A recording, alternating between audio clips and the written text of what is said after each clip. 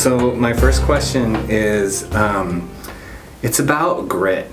Because you're somebody that I think has a lot of grit, and I define grit as something as passion and persistence. I feel like you have a lot of passion, and you've also been very persistent. And so I'm wondering if there's any life circumstances or past experiences that you've had that you feel like have kind of guided you towards that passion and persistence. Grit and nasty go in the same sentence for me. Like every time I hear the word grit, I think nasty too. So I don't know if that's a good thing, but passion and persistence are definitely, I think, things that have been on my core value list for a long time. And I immediately just think of the people that I've been surrounded by. Those who have surrounded me have always been pushing the boundaries of pace and quality. And those are like family members, employees, or employers? Yeah, these have been, even from when I was an athlete in high school, like we were a competitive cross-country team. I was a cross-country runner, so you want to talk about persistence and keeping pace.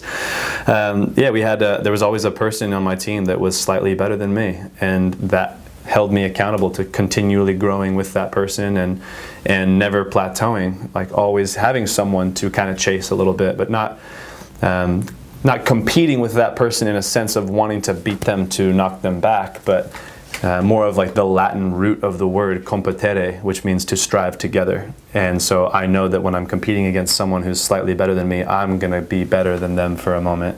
And when I become better than them, that pulls them to outdo me, which again builds my own accountability. So it's hard to compete with yourself and not plateau over long periods of time. And that's been proven through team sports or even having an individual athlete work out with other individual athletes, because that competition will help people strive together. And that accountability, right, from the larger group. Yeah, absolutely. So yeah, it's been in sports, it's been in my professional setting as an athletic trainer, being surrounded by people who were smarter than me, better than me, and luckily for me, humble and willing to teach and allow me to come up the ranks with them and show me where they've gone, kind of knock down doors for me, blaze paths for me, and allow me to make a ton of mistakes in a pretty safe environment. So that didn't stop getting to chiropractic school. I mean, I've been kind of attached with Brett Jones for years now, Josh Kaya, Paulo Fili, Jordan Fairley, just people who are always trying to push themselves. It's not being better than each other, but being better than the person we were yesterday.